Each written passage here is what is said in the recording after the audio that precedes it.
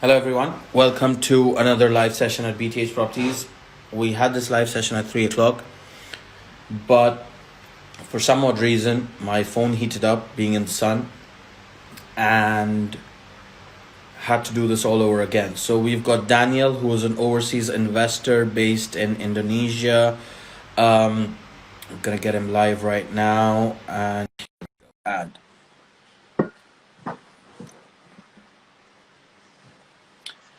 Daniel, Yeah, hi. how are you? Yeah, good. Apologies for all the technical issues that I was going through at that time. I don't know what happened. It was such a great live, and we were doing absolutely amazing. You were absolutely amazing in sharing all that knowledge, but we got to start it all over again so that nothing gets lost. So, thank you so much for joining me on my live session today.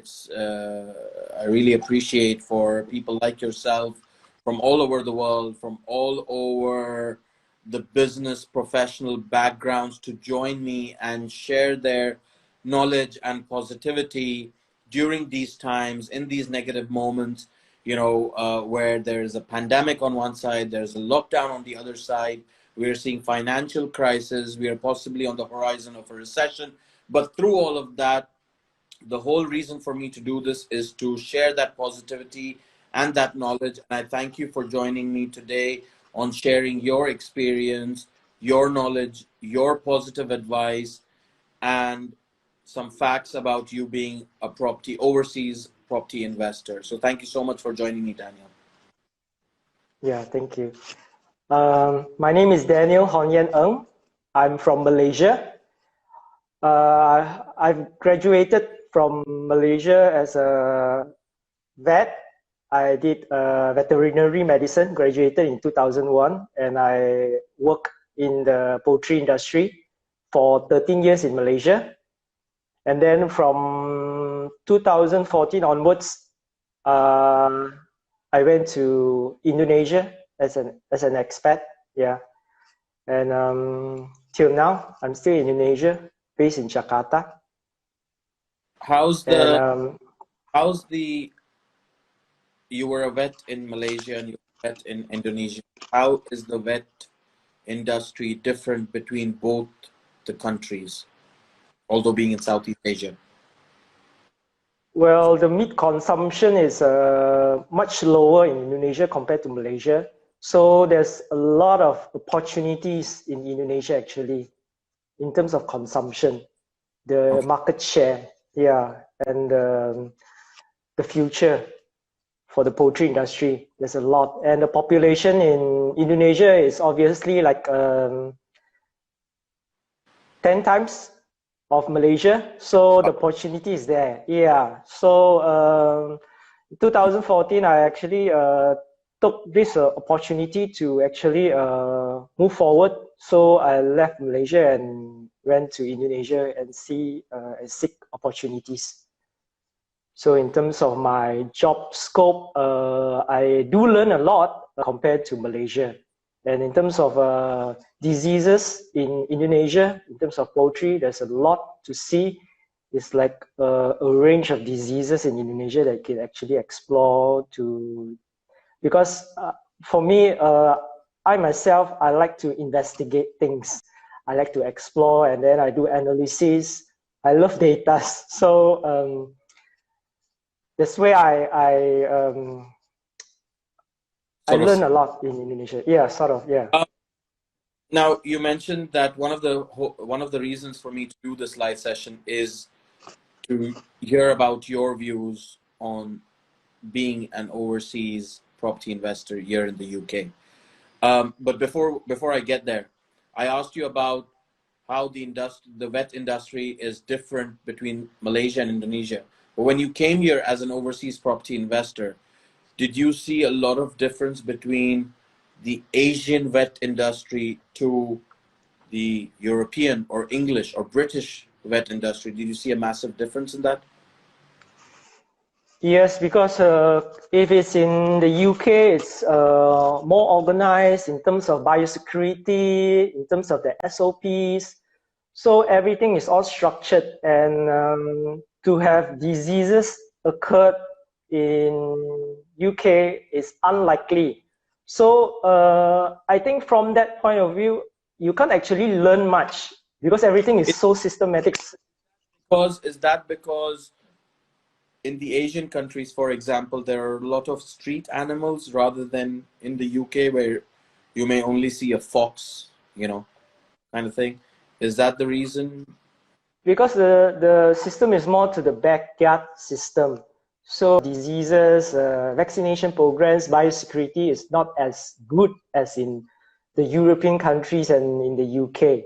So from that to look at the positive side, I have opportunities to see more things in terms of diseases, outbreaks. That's where you learn. Yeah. I'm going to come back to the poultry, the bird flu, and today's pandemic about the coronavirus at a later stage in our conversation. But you mentioned that in 2013 you came here as an overseas property investor. What made you change your mind rather than investing in Malaysia or Indonesia or even China, for example, to come all the way to the UK? What made you take that step? Okay, in 2012, I sold my 6-bed house and I got that cash, that amount of cash. I bought another 3-bed house in Malaysia. So I had the remainder cash. So I was like looking for opportunities like what should I do with that cash? Should I invest in stocks, Forex, property? What I can do so that I can make my money work harder.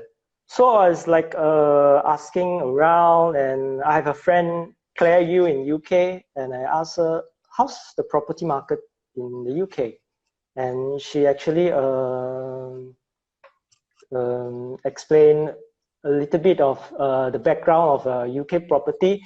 And then from there, I read about it and understand more what is it about. And I did some of the research. I see it's kind of good in the UK at that time because in 2012, 2013, the currency exchange ringgit to pounds is low.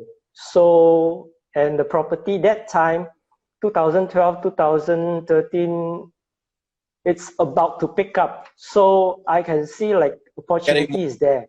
You're getting more value for your money, basically. Yeah, it's like basically killing a bird, killing 2 birds with a stone. Yeah. So so I did some research and then I looked through Zooplas, Rightmove, and then I actually went through about 200 properties, and then I narrowed down to 50, 40, and I actually called the agent to make appointments. So down to about 20 properties to view. You never thought of sort of hiring a buying agent for yourself to do all of this, but you rather did it hands-on yourself. You went out and you called up the agents and you went out to view the properties and shortlisted them to what you wanted. I mean, did you ever think of getting a buying agent to represent you, or you wanted to do it yourself? For me, it's like if I do it myself, it's like hands-on. I understand the process better, the whole process. Yeah. So it makes me feel like it's more satisfying, self-satisfying. Of course. In terms of that, yeah. So now that you viewed the property, how was the buying experience? Throughout the process, get it this way, the offer that you placed on the property, was that asking price or was it below asking price? It was an asking price. So I did, yeah. So we negotiate and I put down an offer lower than the asking price. And you managed to get. Yeah. And before that, the process was a bit for me, it's a bit hectic in terms of opening a bank account. That's where the process took quite a lot some time. And how Yeah, long to open this bank account? about 2 months. Wow. Yeah, a Open. UK account. Yeah, Wow. Wow. Wow. Wow. yeah. And obviously, during that 2 months, you must not have been able to complete on your deal, right? Or did you? No, before I look into the properties, I open a bank account because I need Okay. So you to so you, assure that, yeah, so you first opened the bank account and then started the research work and went out to find the property, and that's how you got it. In terms of yes. getting mortgage, what was your sort of first deal that you got? Because you're an overseas investor, banks are not going to trust you in that sense. What was the mortgage deal that you got on the property? How much down payment did? Um, that time down payment was 25%. That's not bad. Yeah, and the Being, interest that time was like 4%. being a new foreign investor today, you have to put down at least about 40%, 35%. So Yeah, getting 25%. yeah. Um, so now that you bought the first property, what was it that you did with it? Uh, I use it as a buy to let. Okay. It's a three-bed house. It's a three-bed flat.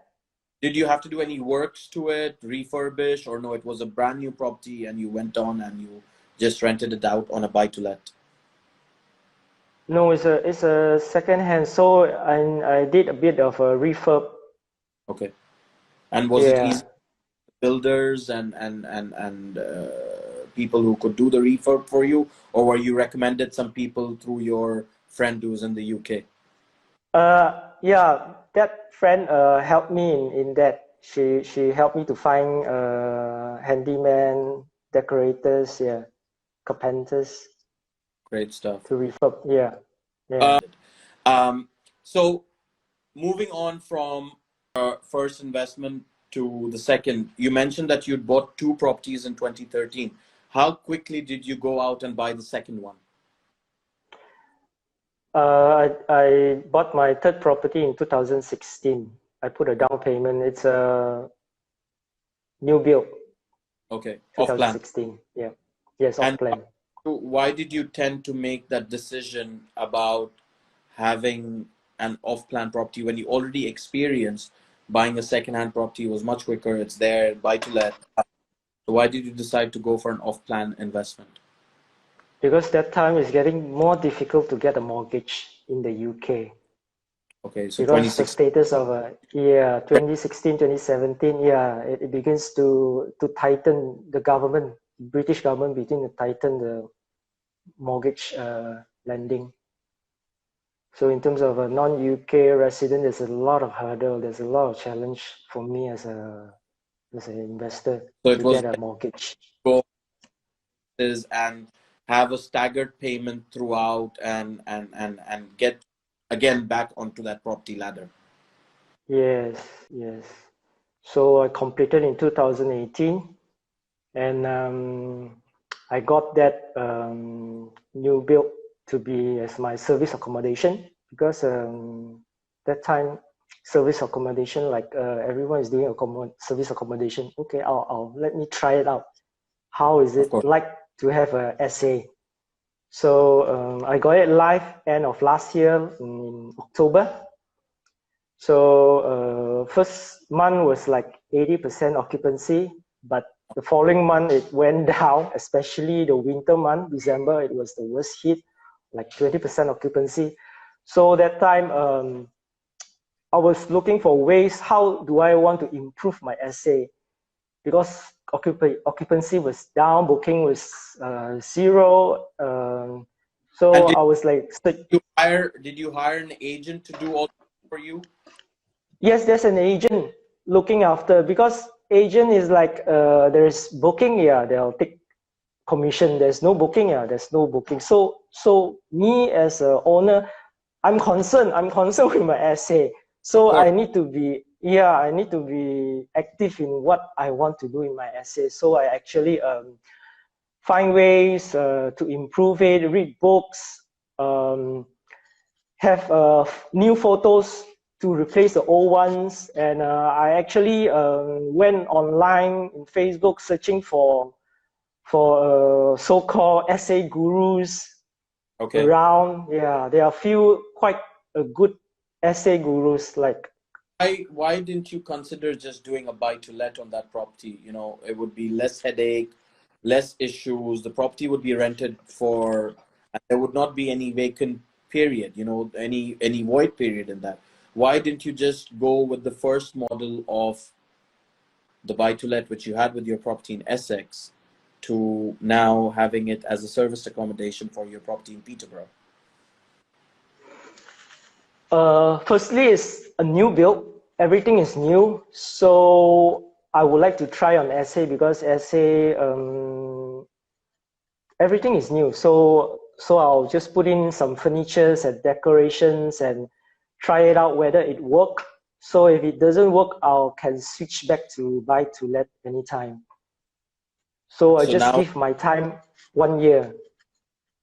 and now that it's been 1 year, have you shifted back that property onto a buy to let scheme, or no, it's still a service accommodation? Still a service accommodation. Right now, in this time, April, May, I still have bookings, but it's not as good as in February. Got you. I still have, yeah, just cover my costs. So your mortgage payments and all that kind of stuff is being covered. Yeah, yes, and I'm lucky that I can cover the cost because I see that majority in the market the SA closed down and then they can't actually afford to cover their, especially rent to rent essays. Yep. That is The, badly hit. Yeah. um, now that you're a fully qualified property investor, overseas property investor in the UK, what's your next game plan? I know you mentioned that you've done a few joint ventures as well. What's your next step in the property investment market in the UK? Well, my next step, I want to do more on JVs, on developments. Then 2 days back, I just took an online course. 2022, I would like to do more on developments. I would like You're to source more deals. Yeah. so sourcing deals as in land deals and then getting planning permission on that and then developing it yourself, or going into a JV with a developer and they build it out for you. JV, because it's kind of difficult for me to actually actively involve because I'm far away. Of course. Um, is it easy to find a JV partner for yourself, someone that you can trust with the money that you're putting in, with the time that you're going to be putting in, you know, the effort and looking for the right deal? Do you think it's worth it for you, being an overseas property investor, to do a JV with someone in the UK? Well, to find a JV in the UK, I need to develop relationship with that person. It's not like today I find a person, tomorrow let's do a JV. No, it doesn't work that way. Maybe like Or a year or two, know each other, know each background, understand their what? progress, yeah, their achievements before I actually involve doing business with them. So So can it's like I say that building you're trust. absolutely? So can I say that you're actively looking for a JV in the market right now? So if I have a JV deal, you would possibly look into that. Not saying that you're going to do it, but you'll possibly research yourself into what you're getting into. Yes, definitely. Good stuff. So I'll keep you posted on the JV deals that I may have on my books. I'll take your email from your DM later. Um, coming back to how you mentioned earlier that you're within the poultry industry and the vet industry. we had bird flu all these years ago, and we had swine flu, and we had mad cow disease and all that kind of stuff. Why is coronavirus, and I've never asked this to anyone, but this is the first time I'm asking you because you come from that background. It's good to know about, and a lot of people would want to know about it. Why is coronavirus so different to things like bird flu and swine flu, where at that point people were not put into lockdown, but now they are in lockdown? Why is that?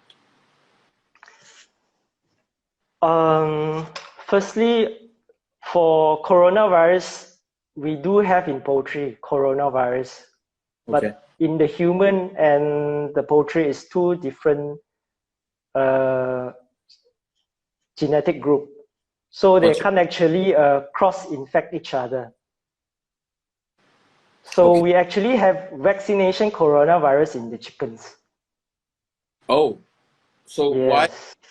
haven't possibly tested that for the humans yet? As I say, it's the two different group because we have four groups actually in corona: alpha, beta, gamma, and delta. So in the Okay. chicken is gamma in the chickens, and the human is beta. So Wow. it's two different, completely different groups. And you can't possibly develop those vaccines to be used on a human. Using the poultry vaccine for the human, no, Not the poultry, no. but enhancing that poultry vaccine so that it can be used on humans. It's through isolation from the human. Now they are developing the vaccine for the humans. It seems that by September they're going to have a vaccine by September for the humans. That's good to hear. So let's see how that goes. But Daniel, before I wrap up this conversation, it's been an absolute amazing conversation. It's good to have people like yourself come up, and because you being an overseas property investor, especially from the Southeast Asia, where a lot of people look up to Southeast Asian nationals to come to the UK and spend their money in the UK, so that they can drive the property market up. So it's great to have that knowledge on how you think the UK property market has helped you in generating that passive income. Before we go, I do this with all of my guests who come on board to share some positive advice, some knowledge, so that all this negativity that's going around us, like I mentioned earlier in the conversation, the recession, financial difficulties, negative impacts of all these things that are going around, coronavirus, lockdown, what would you advise to those human beings who are going through all this negativity right now? Firstly, as a professional, actually, they think a lot. To make a decision, they think a lot. They think like it's almost 100%. It's like whether is it gonna be all right? It's gonna be cost effective? Is it gonna bring me 100% revenue? The yield is gonna be good. They keep thinking and thinking. By the time they have finished thinking, it's like it's over. The opportunity is gone. Yeah, you don't have to be great to start, but you have to start to be great. That's amazing. You don't have great to start, but you have to be start great. Amazing. That's absolutely amazing. That's something to think about. And I want the people who do tune into this and do listen to this today, tomorrow, whenever they listen to this, do think about the advice that Daniel's given over here. So thank you so much for coming on, Daniel. It's been a pleasure to have you on, sharing all this. 30 minutes are not enough for someone like yourself to come on and share that knowledge. But, I would like to do this again. Maybe possibly just having a session with you about discussing the vet industry, but we sort of summarized everything of what you do within being a vet to being an overseas property investor. You know, it's amazing knowledge that you've shared today. So thank you so much for joining me. Yeah, you're welcome. By the way, this is my first live. Seeing you doing many more lives with other people and myself. Yeah, you're welcome. Yeah, thank you Thank, so much for your time. Yeah, thank see you. you. Bye. So that was Daniel, all the way from Indonesia, who is a seasoned property investor in the UK, an overseas property investor who goes out and buys properties here due to the fact the returns are great, the yield is great, and it's secure. The only downside that he had was to open up a bank account, which took him 2 months. But you know, you have to pass those processes to own a property in the UK, and I think that's great. So thank you so much, Daniel, for joining me today and sharing the light on how he decided to become a property investor in the UK. And thank you to all the viewers that tuned in. It's great to have you guys here, and thank you so much, guys. Take care. Bye bye.